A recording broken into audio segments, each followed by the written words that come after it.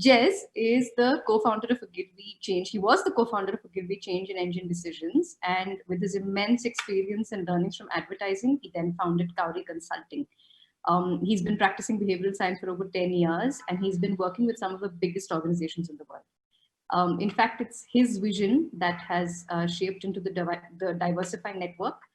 It's a behavioral science network of practitioners and professionals, academics, researchers from across the globe, and we share knowledge and cultural behavioral insights amongst members of its family. His topic is almost as vast as his entire talk. He will talk about how a picture can paint 1,000 words and numbers, how human and data science combine to help thousands of customers understand their pensions. Our dear friend, Jez Groom. Thank you very much for that, guys, and a lovely introduction. It was very nice, so thank you very, very much. And so I've got a deck, so I'm just going to sort of share the screen, so hopefully it will work. So let's go with this. So hopefully you can see this. So yeah, thanks very much for that introduction. You know, I'm just so privileged, I think, to be at this event. You know, it's the first ever global, cross-cultural, inclusive, weird and non-weird behavioral science event, and for me that's a real breakthrough, something that I've been conscious of, and to see it in action, driven by Reshma, Prakash and the team, is just amazing. Yeah, a little bit of background, just to build on kind of the intro, would be I'm very, very fortunate to have founded I think my third behavioral science practice. I made a few good mistakes along the way, but I was just trying to figure out quite a lot of things that we didn't know in the past, about whether behavioral science would work, whether it would, I suppose, replicate at scale, whether there'd be confidence in the findings and the execution, and ultimately, could it create value for societies, communities and businesses. The business that I'm the sort of CEO and founder of is Cowrie. So some of you may be familiar with it, some of you have never heard of it at all. So a very, very brief background. It was predominantly focused on businesses. That's certainly my background. And there's a team of 17 of us now, predominantly psychologists, but some economists that have done behavioral science masters. And to build on the theme, I think, listening to Rory on the first kind of keynote, was kind of like the digital transformation we've all gone through means that behavioral science communities can connect in ways that never happened before. And for the first year, this year, we ran a global summer school, and we have people from all around the world joining that. And another thing Rory said was that, you know, India is a real hotbed for behavioral science and could be the new kind of hub, if you like. And I'm just really, really pleased, you know, that we've started hiring people virtually, working from places like Bombay, on projects that we might be working with in the UK. And so Apuva, Shristi, Dhanaraj, and then Azim all come from kind of Mumbai and Bombay et al. And then also other places like America. So we've got people sort of working from there. And then to kind of build on the theme around diversity and inclusivity and kind of non-weirdness, you know, I was really kind of becoming more and more aware that as I practiced behavioral science with global businesses, the question that came up all the time was, how can these insights be applied into different cultures around the world? And are they similar, are they different, and how does it work? But more importantly, do you have an operational network that can do that? So with the help of Prakash and Reshma, we put together again another world first, which is a cross-cultural behavioral science network in the applied space. And we've got people from Africa, the Basara Center in Africa, South Africa, North America, India, Australia, New Zealand, and then places across Europe. And then, you know, as a result of this conference, to hopefully make some connections, I think with LATAM. I heard a great session yesterday where there's some amazing work going on in Latin America. So, you know, I really, really do feel, you know, after practicing and I suppose building businesses in this space for the last decade, that there's real momentum now. I've always felt social media had the momentum, and then AI had the momentum, and I really do feel like that maybe the world is turning a little bit more in favour of our direction. So in terms of I suppose what I want to talk about today, the case study is all about how context really matters and building on the theme. And it's not necessarily so cross-cultural, so apologies, I'm not going to be talking about any work that I have been fortunate to do in Soweto or Santiago or Mexico City or Sydney. I'm not going to talk about that. I'm going to talk about something that is in the domain of the UK, but something that is fundamentally about context and why context really does matter. And this theme around complexity in financial services can sometimes get in the way of people being able to make good decisions. So the theme of context matters is really important. The thing I love about behavioral science is everybody has their own models or frameworks or theories for behavior change. So and they're all brilliant. I love them all. But this is one of my favorites because it's the most simplistic. And again, I think I worked with Rory when I was at Ogilvy. And, you know, having a model which essentially talks about three kind of sets of factors which I suppose affect behavior, all of them contextual. One of them is kind of the environment, the wider environment, or maybe the local environment, the social environment, so other people, but more about our, I suppose, what's going on in our own heads from a personal perspective. And I really like this model. And for those of you that I think, like, you know, the references and where you can find these things, obviously the slides will be available, but I've just put the reference here, and it's really interesting. It's one of my favorite kind of compendiums of behavioral thinking. Obviously there's more popularized books, etc., you know, some of the deep journals, I think, but there was some work done in the UK before the nudge unit. So behavioural change was a thing before the nudge unit was formed. It just wasn't called nudge theory. It was called behavioural change. And it was predominantly run by the COI, which was a really good organisation within government that essentially was dealing with some behavioural theories and about how you change behaviour. And this image is taken from that reference. And it's something that maybe a lot of you haven't actually seen. And it talks about predominantly kind of theories and models for behaviour change, but creativity and how those two things sort of come together. So, you know, to think that behavioural change wasn't talked about before nudge was written, I think is a misnomer. I think it was being talked about and it was being executed. It just had a slightly different piece of language. And I think, you know, Mark Lund of the COI, I think was instrumental, I think, in driving a lot of that thinking, and it should be applauded to say that some great work done there.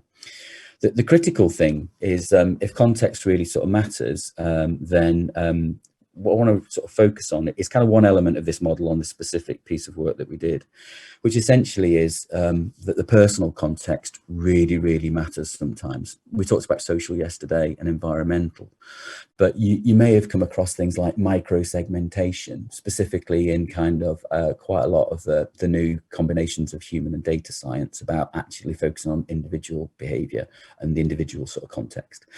So this conversation really is about micro-segmentation, about talking about people and talking about the micro context and essentially how you can look at and execute a lot of those small details that really do matter. And if you get them wrong, then you've got a fundamental problem. So one of my kind of bugbears, if you like, I think about behavioral science is I think we've got a massive oversight in one area, and that area is in behavioral design. And I think there's some great behavioral designers around the world. Sam Salzer, you know, has got a great Habit Weekly and sort of redrives this. I've got Stephen Wendell over in the States, Rafi March at Cowrie. You know, there's some real sort of pioneers in this space in behavioral design, because my thinking is if you've got a brilliant idea and it's empirically evidenced and hypothesized, you've got an amazing experimental design, but fundamentally the execution of the intervention is poorly designed, then you're going to lead to a poor outcome. So and I think it's a gap in the curriculums that we have in quite a lot of the educational programs. And I really do think that NowFest is really kind of celebrating kind of creativity and design and how we can essentially wed that with data science and human science. So I'm going to talk quite a lot about a story around a problem that was solved through micro-segmentation, micro-context, but fundamentally about those small details that really do matter in behavioral science. So this is kind of I suppose a common question, and again, it might not translate across all cultures, so apologies, you know, and that's my bad. But most people generally have a number of assets, and the first asset that they have is generally that they feel close to is one that they live in. And if you're fortunate to own your house, then people generally know how much their house is worth. It's something that feels quite tangible, that people talk about, and people generally know that to within like £5,000 or £10,000 or euros, dollars, or other currencies around the world. But one thing that's really, really interesting is about knowledge of other assets that you hold. And often what you find is, I mean, I'm 50, that what you find is when you're younger, that you don't have much money in your assets because you're essentially spending and lending. But when you get older, you tend to save and invest. And sometimes those assets can, through the power of compound interest, massively accumulate to become really quite sizable, you know, through the power of kind of Warren Buffett kind of compounding sort of theory. And people just aren't that close to it. And again, you know, I heard on some of the earlier talks yesterday about pensions, about actually not being that bothered about them. And as long as the people that are interested in them are looking at them, then that's I suppose, a good way to maybe look at these things. And I fundamentally disagree. You know, the way I see it is that people should understand the biggest asset and second biggest assets that they hold, usually their house and their pension, because there's a lot of money at stake. And what I find frustrating about this is that actually the language and the complexity of the financial services industry makes it harder to understand. So therefore we just don't engage. And I think that's a behavioural problem that we need to solve. And that's what we've been working out with. In the UK, we work with 4 of the biggest pension companies to translate and overcome a lot of these psychological biases to essentially help people manage their financial futures, because they're actually not that complex. I think sometimes it's the way that these things are described to us. Now, the way that financial services companies interact with us is often like this. It's often a paper-based annual statement, 80 pages long, that is designed to protect us, to give us all the information we need. And we know that through behavioural science that, you know, too much information leads to cognitive overload, and people just don't engage. You know, they don't read these things. They essentially put it into the side of their desk or their table.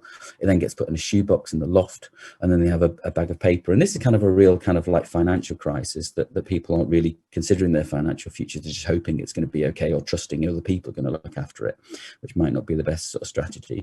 It's also an ecological crisis. You know, why do we need all of these sort of papers in people's lofts and boxes in a world that, as we know, could be sort of truly sort of digital? So we've not only got that crisis, but the real sort of sad sort of part of this is that, you know, the stats bear out that 95 on average out of 100 employees just miss out on that information, just simply because of the way that the information is conveyed. You know, essentially it's pages and pages of words and numbers that people find really, really hard to understand. So they just don't engage. We want to solve that problem. We know that the brain loves visual imagery and visual processing. So we know that a large part of our cortex is dedicated to the processing and over-indexing of that visual sort of stimuli, but also sort of sounds, but visual stimuli. And we know that pictures can dramatize and bring to life quite a lot of information very, very quickly if done in the right way. So what we've done is essentially allowed people to engage with their future finances by essentially translating what is often these really, really awful statements that are there to protect us and help us to actually do the opposite, and actually start to tell a different story, but tell that story through pictures. So what I'm going to talk about today essentially is how we've created videos, like a video summary of your pension, and do that in a micro segmented on an individual basis, but also essentially in a micro context, and the science behind how we created those videos.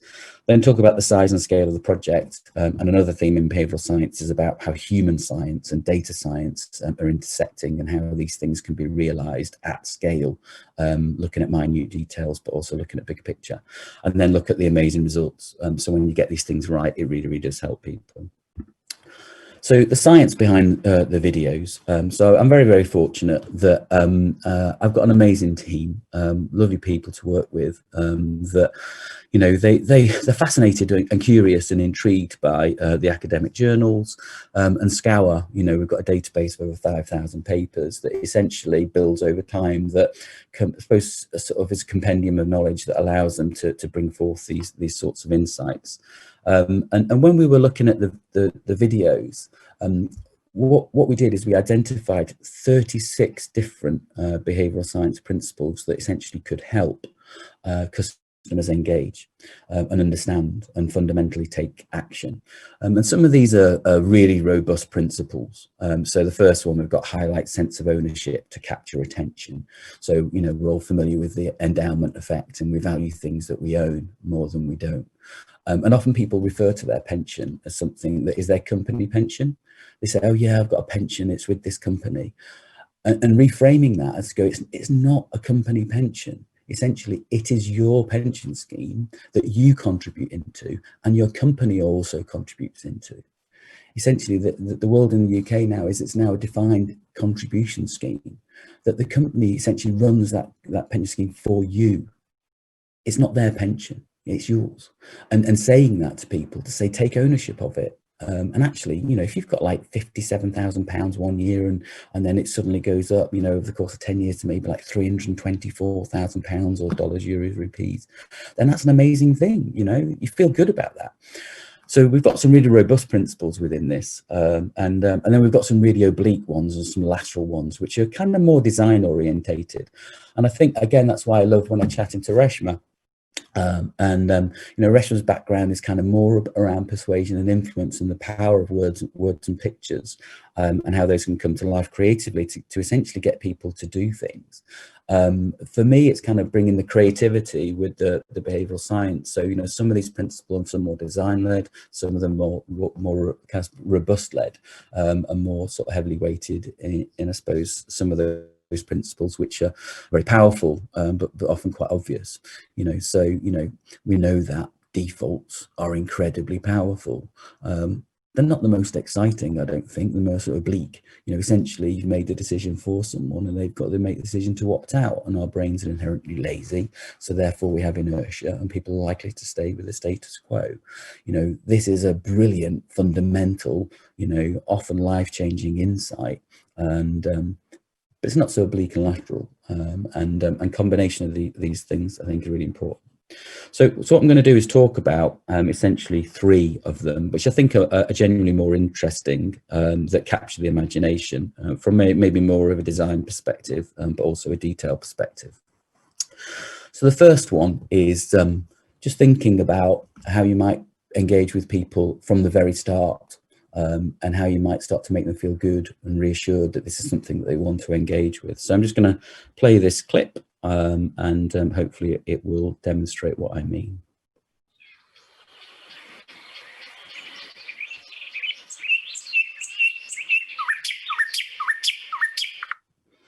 So that was birdsong, and you know, some of you might wake up to it every morning. Maybe some of you live in cities, and maybe you don't have that pleasure. But birdsong is just really, really nice to hear.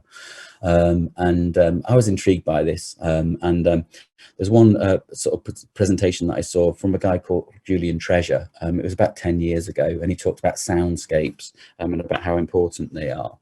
And they're often overlooked as essentially a detail in setting essentially the context.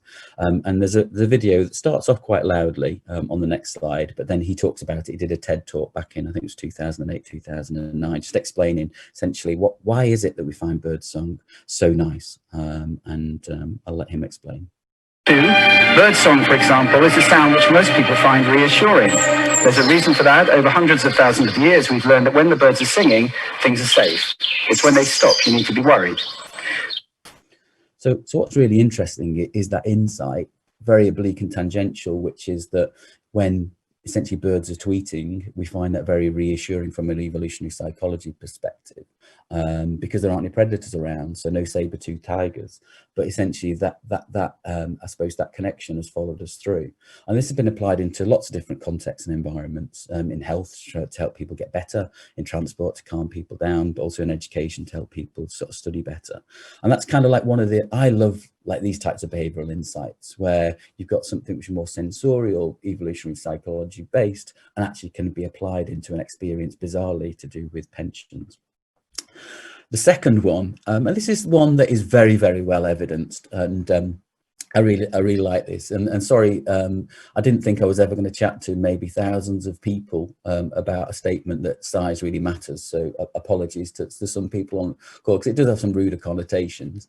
And but size congruency and visual congruency and the context of that congruency is really important.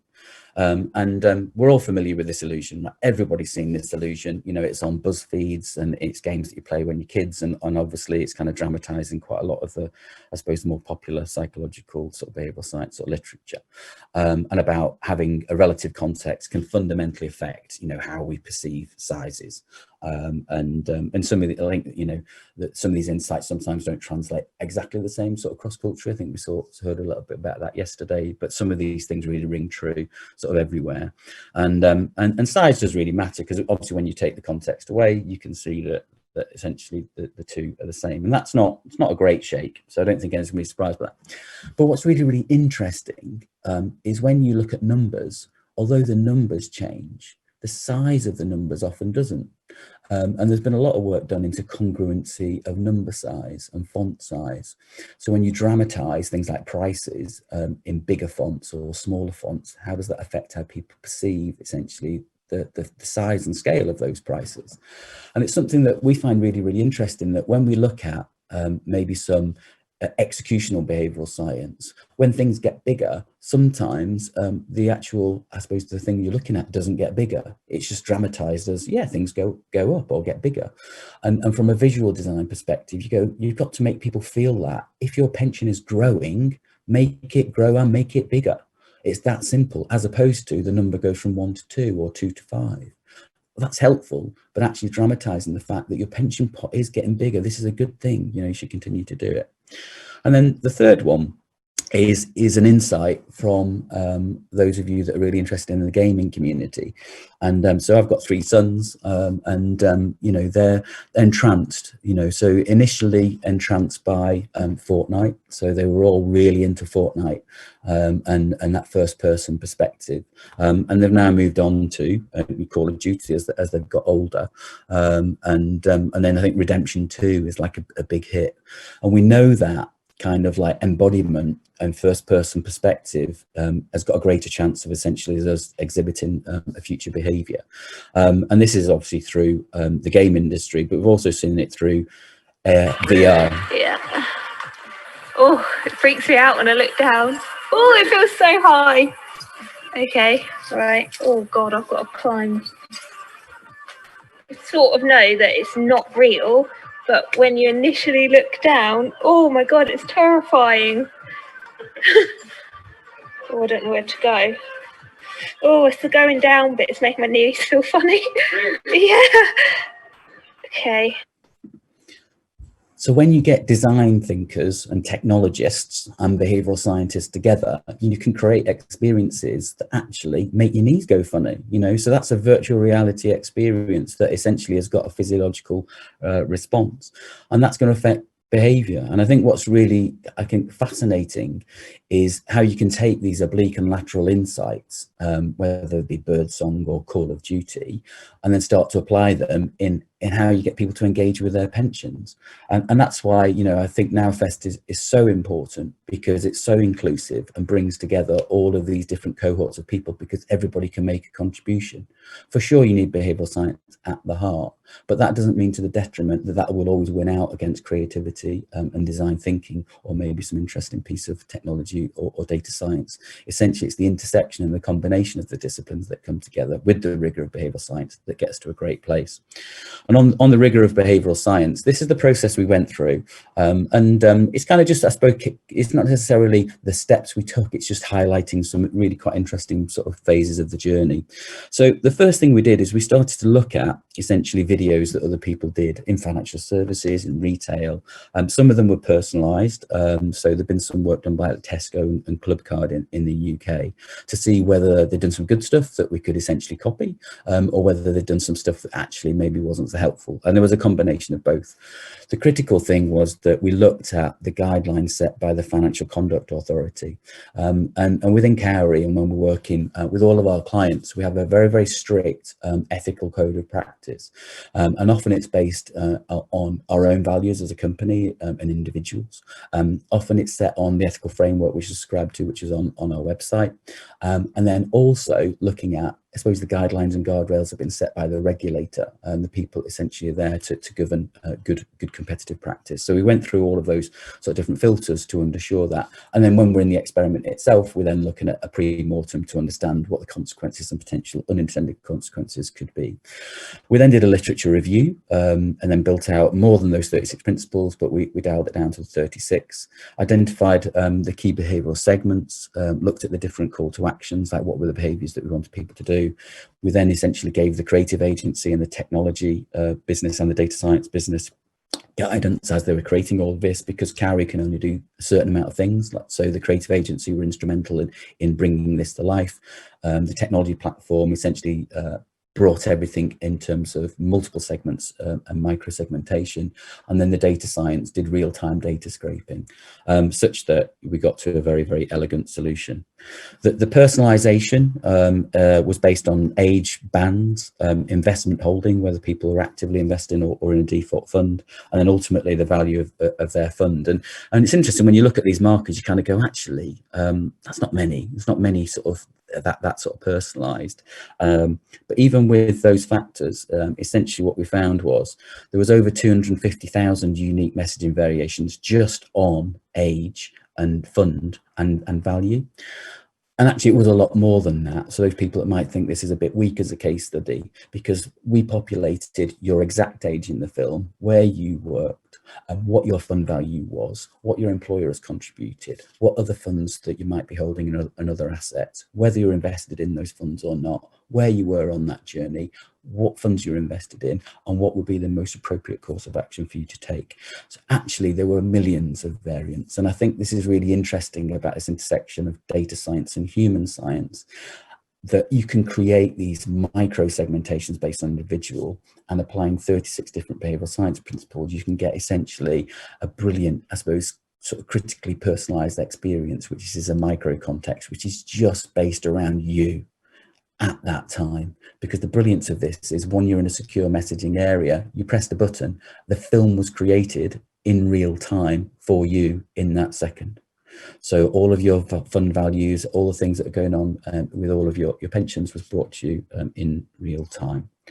So rather than sending this type of stuff, which they still have to send out, you know, the regulators demand that you've got this type of information, which I'm sure you've received and you've put in your shoebox and put in your loft. Rather than doing that, essentially, I'm going to show you what customers now receive working with Aegon, one of the pension companies. They press a button and this beautiful film plays. And in this case, the customer was a guy called Robbie. He was age 42 and he worked at Edinburgh Council.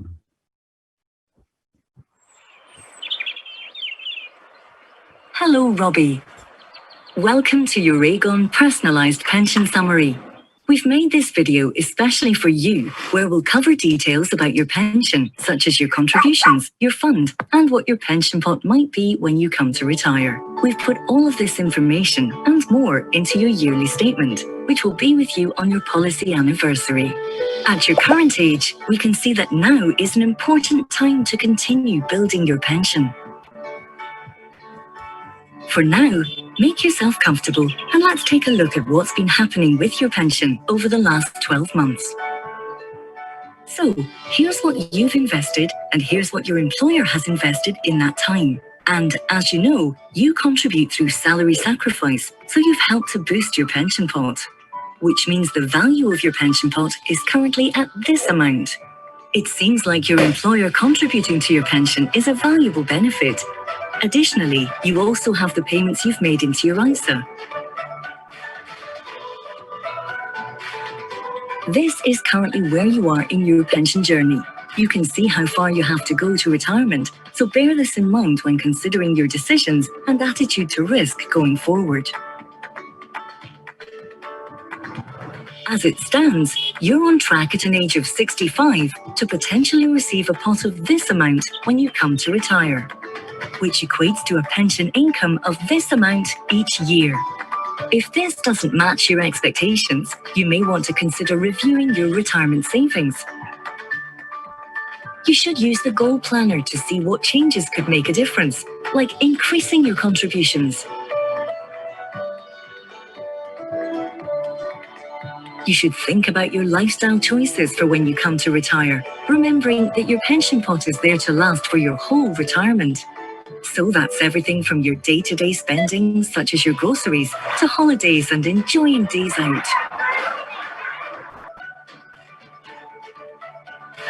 At the moment, we can see you've decided to switch out of the scheme's default fund, and it looks like you've made some active decisions. It's important you continue to review your investment choices to make sure they meet your goals, your lifestyle, and your attitude to risk. You should also check your contribution levels because any increase could make a difference. Just remember, the more you save now, the quicker you may reach your retirement goals. If you have more than one pot, it might be worth bringing them together.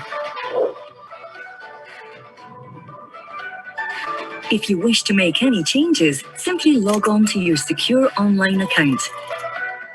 Remember, this is your pension, you own it. So, it's important that you review your investment choice.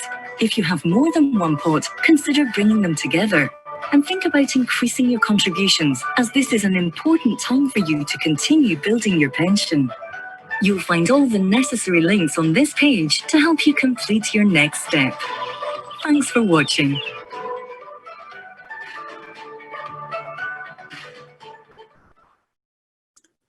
So hopefully that was kind of easy on the brain, and that's certainly the feedback that we've had. And often I think, certainly in business, it is harder sometimes to get data, and it is harder, I think, to do RCTs as gold standard. And sometimes you've got to think maybe a little bit more differently about how are we going to test and execute. So we went through a number of early conceptual customer testing to get feedback on how long the film was. We were looking at their behavioural metrics as much as what they said. So sometimes they might say things that actually that they're very happy to sit through. So we kind of went through that prototyping, iterating and more design thinking processes to get to the first execution. The first execution wasn't necessarily a randomised control trial. We took a cohort of 100,000 customers, and that was due to essentially the constraints within the business. So, you know, there's lots and lots of different types of pensions and different types of employers which we provide pensions for. So we can't just randomise it across everybody, because so we went to a specific sort of cohort, because to randomise it across everybody, we've been to talk to, you know, hundreds of different employers, and actually to get this off the ground, we needed to go into a certain cohort which we could manage and control. So we went firstly to 100,000 customers, and started to look at behavioural markers, and then it quickly went out to 500,000 customers in a slightly larger database. And then within the UK, Aegon's got 3 million customers in terms of people that engage with their pensions in this way. And then it's going to be then rolled out further into Transamerica in the States, and then elsewhere across Europe and wider sort of Aegon group. The really, really good thing was that within the films now, within digital technology, it allows us to measure what I call incidental sort of interventions. So we can look at the behaviours rather than asking people about the behaviours. So in terms of the campaign sort of generated, we can start to look at what people actually do rather than what they say. So what we found is that, you know, a high number of people were opening this, and some people might work in academia, listening to the call and go, actually, that's quite low, you know, it's quite disappointing. You know, believe you me, sending emails out to employees, getting them to look at their pension, this is extremely high. You know, it's nearly half of them opening the pension. In terms of the uniques, in terms of click-throughs going through, 21%. And then 85% of people went on to view it to the end. And that's a significant number. You know that when you're watching videos on LinkedIn, sometimes you can get a bit bored a little bit through. But what we're finding was people did want to watch at the end because they had this kind of very, very segmented and contextualized, personalized experience. And what we're finding now is people actually go back. So they watch the video and then they go back and watch what they think is the key bits of information. Almost half of those that I suppose watched the video clicked on a call to action. So you saw there that the goal planner, checking things. So essentially that's just saying, like, how much money do you think you might need? People really don't have an understanding of that. It's quite an ethereal number. How much money might I need in the future? It's quite a hard number to think about and work out, but there's a goal planning tool that helps you do that. Switching funds. So when you're younger, it doesn't make much sense to essentially be in a low return fund, because you might go through maybe 3 economic cycles. So obviously we're in the bottoming out of the last 10-year economic cycle. I've been in 3 economic cycles for my pension. I'm going to go through a 4th in the next 10 years. So sometimes you might want to recalibrate essentially your, I suppose, your approach to that. And whilst pension funds have gone down now, because obviously a lot of the stock markets are down, it's just a brilliant time to put more money in and actually give you the opportunity to bounce back. So if people are now divesting their funds to kind of really safe funds because they don't want to lose any more, that's a classic behavioural finance bias that isn't in our interest. So often it might make more sense to actually put it in those the funds have got a better chance of bouncing back, rather than those ones that are always going to have low returns of safe growth. And having that conversation with yourself and understanding that. And then the final thing is that it gave the opportunity for people to maybe put things in one place. So rather than having things all over the place with different employer pensions, to actually put them together, which benefits the customer because they can see everything and feel reassured. And then in terms of the absolute sort of money that's coming through, so this is some of the figures that we can share. But even with that first piece of work, so we did this work in January and February this year, it's gone live sort of around the time of COVID. It's already paid for itself. So the technology, the behavioural science, the data science, the creative design, all of that cost has already been paid back. So from now on, essentially, it's just pure engagement that is going to lead to better financial futures, which is what we all want. So in terms of the key takeaways for me, context does really, really matter, environmentally, socially, and personally. And hopefully what I've demonstrated today is about when you look at context, that essentially the detail really, really does matter. And having a film which might be 2 minute long to essentially embrace 36 different behavioural science principles and put them into what I believe is just a very, very elegant, very, very simple, very, very reassuring, but critically piece of, so an intervention that gets people to change their behaviour for the better, which is getting people to interact with their future finances rather than hoping it's going to be okay, can only be a good thing. So hopefully that was very, very enjoyable. And certainly we had a lot of fun working on the process. You know, I have to say that Ella Morrison, who's the senior behavioural designer, and Louise Strachan, who was the client, were instrumental in this. So I was involved kind of at the inception to essentially make sure that we had some really, really strong governance around the process and making sure we had the right teams to be able to deliver. But ultimately, the real thanks go to the guys that delivered it. So I think hopefully we've got some time for questions. I'm going to stop sharing now and I'll be able to see people. So hopefully that works. We have, I mean, enough time for questions, and I think we have enough questions too. But first of all, Jez, that was a fantastic session. Thank you so much. It was very illuminating. And there is actually someone here who's asked a question. It's the same thing that I wanted to talk to you about.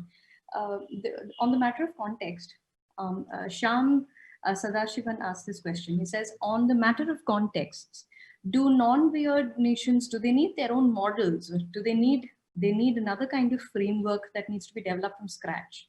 Or will they have to, can they take from existing frameworks? Or is it that they can learn from a place where context is? Yeah.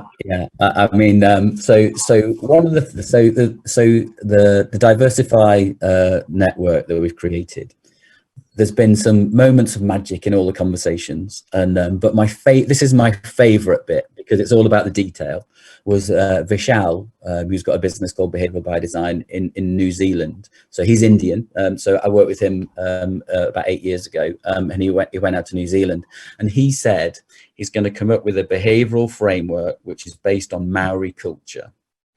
And for me, that absolutely nailed it. Absolutely nailed it. Is to say that the honest answer is, I think it is too confident, bordering on arrogant, to think that the models we've developed in weird markets will fundamentally apply in non-weird. I just can't, you know, there may well be some similarities. It may well be true, but to have that as a start point, I think is fundamentally flawed. You know, for me, it's a case of let's look at the cultures in which we're operating in, and then essentially build out from that point. And if essentially there are some similarities, then great. But to think that yeah, some of these things are going to be exactly the same, I just can't see how that's going to be true. And that for me is what I'm most excited about.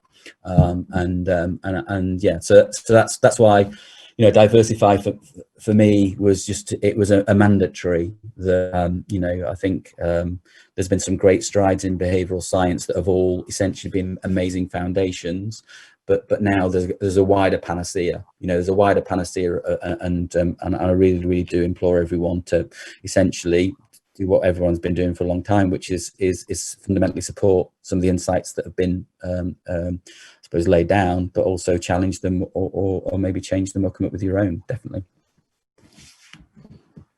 Here's another question from Udajit, and he says, I think I'm stuck on the irrationality of human behavior. My question is, how do we avoid an overload of the micro context in daily life, and while keeping in mind the irrationality of the human mind? All right, will the micro context then take away the autonomy of human behavior if successful? I think is going towards you know, the whole need of control, saying, yeah, am I getting too manipulated? How do I deal with that? Well, yeah, I mean, so my understanding, and this might not be the same or as good as other people's understanding. This is my understanding: is Kahneman laid down sort of, you know, I suppose a build on the dual operating theory, which essentially was, I suppose, created 1984, and labelled it as System 1, System 2. And he recognises within his own work that this is wrong, but it's the best that we have so far. But it's a good operating model for us to understand. And I think sometimes people think that System 1 drives everything and the only thing. And, you know, there's this sort of stat which we've all kind of trot out of 90 to 95% of decisions, you know, are driven by System 1. And the critical thing for me is like, is it like, it's more originate. So, you know, there are some instances where the context is that System 1 originates the decision and it flows straight through, and that's the action that's taken. There are some times where System 1 essentially originates the decision and System 2 essentially checks in and then is anchored by that, and then behavior sort of follows. There's some times where System 1 originates the decision and System 2 says, I'm not so sure I agree with that. And then we get this point of procrastination. And then there's some times where System 1 makes a decision and System 2 says, actually, I'm not happy with that decision. I'm going to override it. And I think sometimes people are so fascinated by System 1 thinking and System 1 research that they think that people have lost their whole sense of agency. And I just don't think that's true. I think when you're highly emotional or a highly hot state, then for sure System 1 can be fundamental to decision making.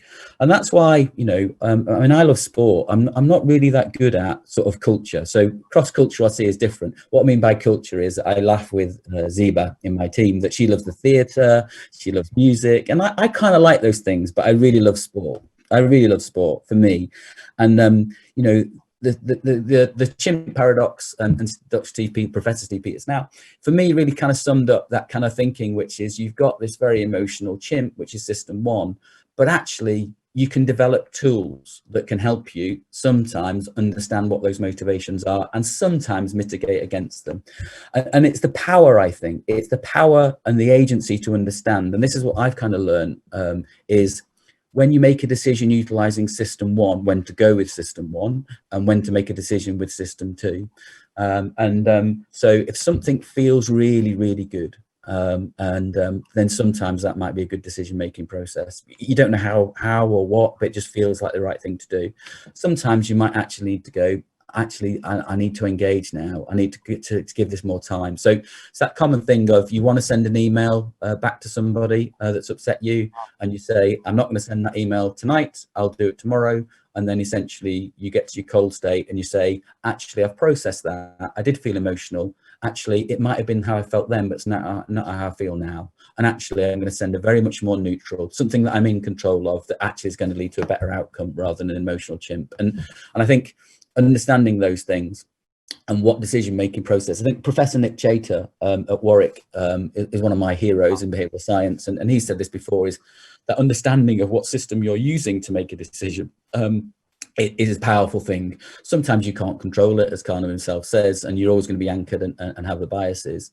But at least having some indication of, is this a really good sort of agency-based decision, you know, I'm in control, or actually is it a bit more emotional? I think that's where I've got to. I mean, I'll give you a final example about how I brought it to life a little bit. I once bought a car and I had £10,000, which was quite a lot of money for a car. And I could afford to buy 3 types of car. There were 3 German cars. So one of them was a BMW, one of them was a Mercedes, and one of them was an Audi. And I didn't look at any of the data about these cars. I just knew that I could afford one of each of these cars for £10,000 each. So what I did is I bought the car that I liked the most. So I sat in them, put my hands on the wheel, same with my wife, it wasn't just my decision. And we sat and went, which one do we like? And we said, oh, we really like the Audi A3. And my rationale was, why would you buy a car which has got better brake horsepower, shorter braking distance, better, you know, miles per gallon, when you don't like driving it, you don't like being in it? It doesn't make sense, right? You want to be in a car you like. It's like, oh, right, this BMW, you know, it's brilliant on paper and the numbers will bear it out, but I just don't like it. You know, you've got to spend like 5 or 6 years in this thing, driving your kids around and driving hundreds and thousands of miles. So you might as well buy a car you like. And for me, that's a very, very valid system 2 decision, £10,000, these 3 cars, and now I'm going to buy an emotional decision. So that's maybe how you can bring it to life and be a bit more in control of your own agency. Thank you so much for showing off, Jez. Good. Well, there's a question from Sonakshi Sahu. And this is, I think, also, we have had a lot of questions, you know, right now here, previous sessions yesterday. They talk about ethics, the morality guidelines. So the question is, are there any specific guidelines provided by the FCA on using behavior science? Yeah, so they're very directional. So they're not binary. So I think that's the key thing. So they're not rules. It's very much guidelines. So I think the FCA, so I think Stephen Hunt and Paul Adams, who have now subsequently moved on, but they have written some occasional papers. Back in 2013, that was their first one, and it's a really good paper, like a really good paper. And then what the FCA are now doing is quite a lot of experiments to dramatize some of the biases that exist in market. And I think they're really good. It's very collaborative. So they involve businesses. They have like sandbox sessions, and the work is of a really high quality. So I can't commend, I think, the FCA and then also Ofgem. I think Beth Moon at Ofgem in the UK is doing some great work. I think the Competition and Markets Authority are now essentially also staffing up. So I think where we are is we can't read these sort of papers enough, because ultimately the businesses that I represent, we work for, you know, they're nice people that are providing products and services that help people get on in their lives. So, you know, if someone said to me, you know, are you sure what you're doing with, I say, well, I don't think it's right for people to not really know when they get to the age of 65 whether they're actually going to be able to live the life that they want. You know, and that's why I think I said I fundamentally disagree with some of the speakers yesterday to say that, yeah, for sure, if you know you're going to have £1 million pension pot, you're going to be broadly okay. But for some people, a pension pot might only be £200,000, £100,000. And for them, actually, if they can make that £130,000, it's right to get them engaged in their pension because they might be able to make a better decision. So I think if we can help people do that, then that's a good thing. So not so selling them a product, we're just essentially helping them make the most out of the money that they've got. How do you decide that the decision that you are making is the good one? I think becomes the question. Yeah, for sure. And I think you've got to go through your own personal values. And then you've got to go through the values and essentially the guidelines that have been set by people in government. Often that would be the regulators. And then you've then got broader society. So, you know, it's the same as academic panels. You know, it's people coming together, subjectively making a decision within independent and unbiased perspectives. And I think it's the same with us. So if I go, I've got a business which has 3 values, care, integrity, and ambition. So if I follow those, that's going to be a good start point. If I then have an ethical framework, which you can find on the Cowrie website, about how we apply nudge theory, which essentially is taken from a lot of the work that Cass Sunstein is doing, and we're evolving that as that evolves. So we subscribe to that. We always do a pre-mortem. So if what we're doing, what potentially would be the unintended consequence, we then have the experimental design, and we're looking for some of those. And then, yeah, then you've got the wider regulatory, and then wider society. And for sure, there's some businesses and sectors which we would find very, very difficult to apply nudge theory or behavioural science in. And so yes, I think there's yeah, some of those sectors we don't work in. And we have conversations about it all the time, and yeah, it's a good healthy debate. So, you know, I want to sleep straight in my bed at night. You know, I want to be able to tell my mum, she's 82, you know, what I do for work every day. And that for me would be make the world better, you know, the fundamental principles of nudge, you know, so it's health and wealth and happiness, you know, that's ultimately what I want to do. So let me then ask this question a little further, because you know, many of the people around the world think behavioral science is a magic wand. It's very powerful. It's 100% sure shot. We are changing people's mind. They hear stories of, let's say, a Cambridge Analytica in the paper, and the way the mind works, all you remember is, oh, we can subvert, we can manipulate, we can change behavior. Things are happening, right? For most of us, that's what we retain in our mind about the behavioral sciences. It is something very powerful, can change our mind. So taking, you know, let's run with that and say, you run a team of people who are magicians, right? Who can do this fantastic thing. They're trained, they got the expertise, they come from diverse fields, as design thinking, neuroscience, cognitive thinking, and all the world of biases, plus advertising and persuasion. How do you decide where not to utilize this power? Where to use it, I think, is an easy decision, right? Yeah. Who are the people you would say, no, you know what, yes, we can possibly, but I think we would rather not, without moving. Yeah, I think so the way that the calibration in my head says that there's a check and a balance that says the government or businesses can create value for customers and citizens, and customers and citizens will generate, you know, essentially benefit from that value, and from that the government or businesses will derive some value. And I think where you've got mutual benefit, where essentially the creation of value and the derivation of value is mutual, then I think that's where behavioral science can be practiced. Where essentially businesses are demonstrably generating value and the customer's not generating a lot, or the citizen is not generating a lot, then I think there's a problem. And so, you know, that might be taxation, unfair taxation, and not enough of that value being put back into the community, and it's being soaked up by essentially the bureaucracy of the state. So that's an ongoing debate. And then the similar comparison in business would be profits generated for the shareholders. So, you know, are the shareholders benefiting too much? And you can see those things, you know, you can see those things. So when there's mutual benefit, I think that's a good place. So, you know, quite a lot of businesses, that's where they started. You know, they were mutually based businesses. You know, we've seen a shift to more shareholder based businesses, but as a result of the subprime crisis in 2008 and as a result of COVID, you know, we're going to see more mutually based businesses. And, you know, Dan Ariely is the chief behavioural officer of Lemonade, and people can, when they're buying insurance at Lemonade, they can say and declare which charities or NGOs they would like essentially the payments to be made to that are left over at the end of the year. And I think that, you know, the more of that, it can only be a good thing. I think we will take a question two more as you go. There's a question from Sridhar. He says, does Robbie work in India too?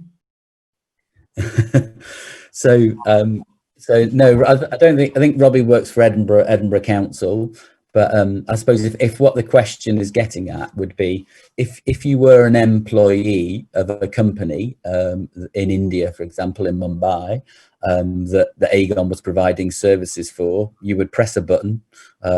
So, you know, if it was, say, I don't know, Shristi, if she pressed a button, then it would say, Shristi, you're 26, you work at this company, you've got this amount of money. So it would be personalized to you in real time. So, and that's the great thing, I think, about the scalability of behavioral science and technology. Like, the technology provides the infrastructure for scale, and then the behavioral insights flow through. And what we don't know, and this I think is fascinating, is how these insights will translate. So, you know, it'd be interesting, wouldn't it? I mean, you know, what's the calibration of birdsong and reassurance across cultures? I mean, I don't know the answer to that. But you know, that'd be fascinating to understand. It feels quite universal. I think birds are generally everywhere, and people generally feel them reassuring. You know, it might be, you know, if you've ever been near a rookery. One of my friends has got lives in like a more of like where there's lots of rooks and sort of crows, and they can be quite noisy. And what's interesting, there might be some negative connotations if you've had that experience. I don't know, but yeah, I think that would be good. I mean, the interesting thing on birdsong was. Just incidentally, I'm a customer of First Direct, which is generally held up as one of the best sort of customer experience banks in the world, I think. And when you're on their when you're holding for their people to speak to them, they play birdsong on that, which is quite nice. I think that's a good execution. I think it's quite clever, rather than some random music that doesn't really make sense. It's interesting because I think it also has so much to do with culture.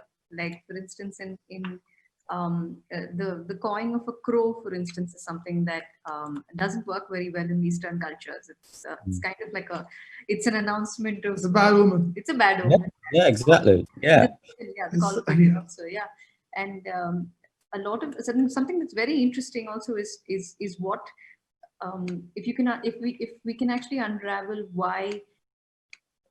what is the genesis of the superstitions that we actually believe in, and where they come from. They tell us so much more about human behavior than just the culture that stems from. I mean, I'm kind of cool with that, because, you know, it's like, I'm sort of fascinated. Like, we did some work on we utilized drunk tank pink.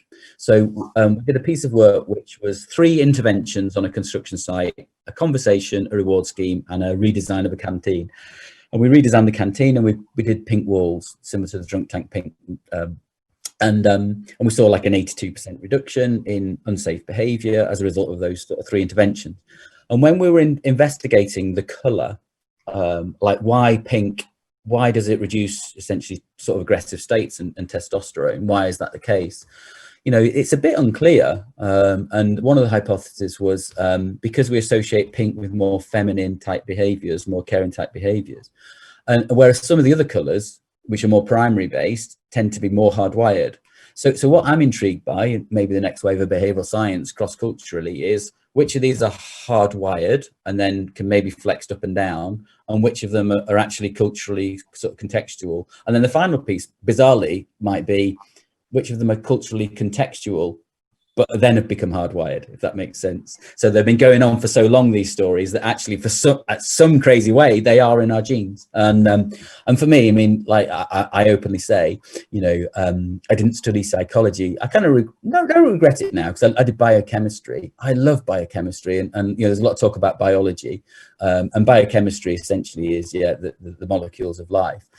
And yeah, for me, DNA, and like even like the COVID stuff, I know it's very, very dark and not so good, but it's fascinating from a scientific perspective about, you know, how these very, very, very small things can have huge effects. And that for me is the central tenet of behavioral science. Thank you so much, Jez. Those guys from Aerosmith, they knew what they were doing when they sang about pink. We are at the end of our time here. And there are many questions from Sarah, from Veda, from Sriram, Shivani, Leelanand. Guys, I'm sorry, we have just run out of time, but you can find Jez on LinkedIn. I'm going to ping out his ID out there in a couple of minutes, and you can reach out to him with those questions. Well, thank you so much for being here, Jez, and we'll see you soon. Thank you so much, Jez. No, thank you so much, and thanks so much for putting on the festival. I think it is amazing, like really, really amazing, and I'm very, very proud for both of you. Well done. All right. See you soon. Thank you. Bye.